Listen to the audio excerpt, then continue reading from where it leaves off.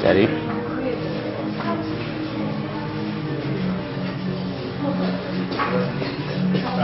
Attention everybody, my name is Jo and I'd like to welcome you to Hurricanes on this rainy afternoon. I would like to introduce John Keillor and this is the International Dream.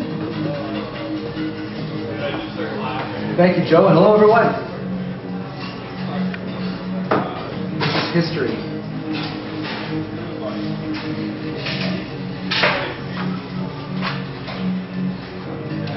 The International Dream, Part 1. We stood around the abandoned steam whistle brewery site, from which we all had a clear view of the purple object where the CN Tower used to be, and some unlit city skyline. It was a cloudy, drizzling, late autumn afternoon. The purple object shined like meat and quivered imperceptibly, a toad's body. Six and non-six stood together, cautiously absorbed by the supertanker-sized, slug-textured thing. Local radiation levels were not nearly as bad as we had been warned. Of course, most people had left town long ago, and now Toronto was mostly deserted. This morning, this message appeared, burned into the roads. The International Dream. It is for your pleasure. 301 Front Street.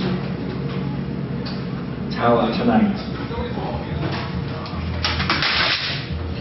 I had first seen it on Dovercourt and DuPont, then again on Ossington and Bloor.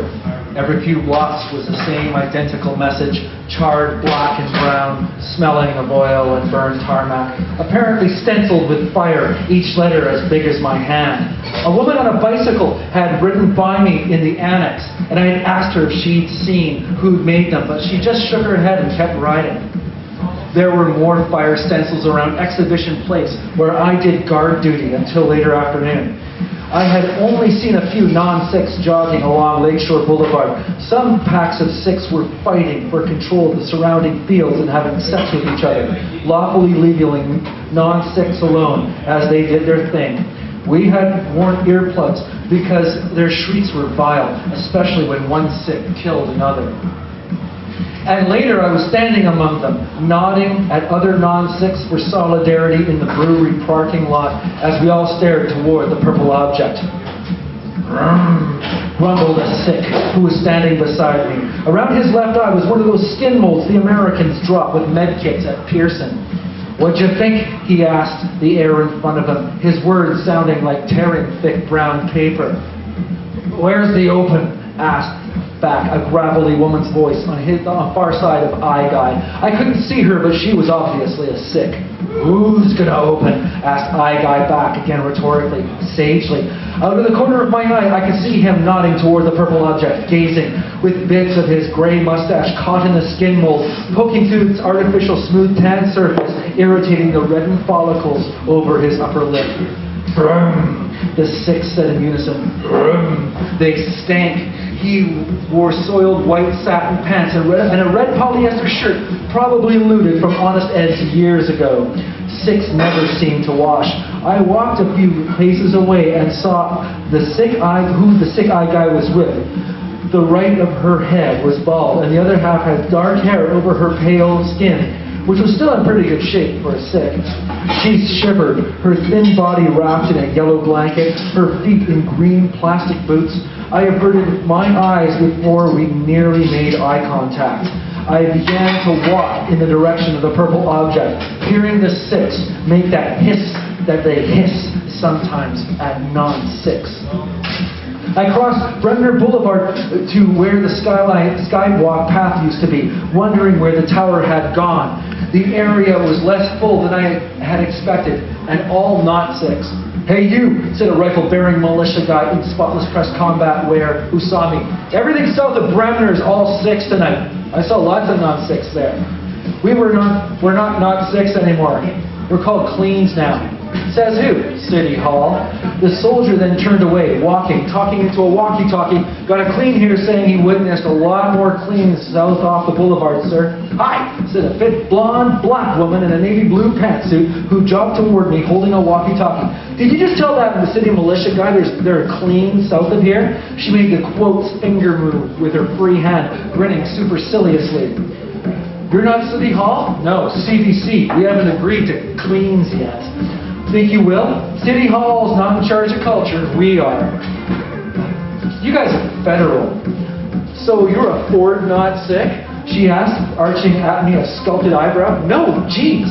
Then the international dream quivered and made a noise, like a whale call, low and deep, a belly sound, soft but resonant enough that it probably carried for miles. A ripple traveled along the mucus-sweating walls of its body, causing underground parquets beneath the Rogers Center to audibly implode, making more fleshy ripples in the purple mass as it heaved slightly and adjusted over the leaves.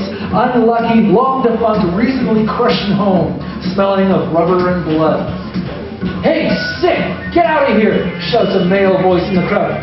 I can go! Hey, fuck! Fuck! Replied a loud, hoarse set of disconnected syllables. Yeah? You got a gun to prove it? Tough guy?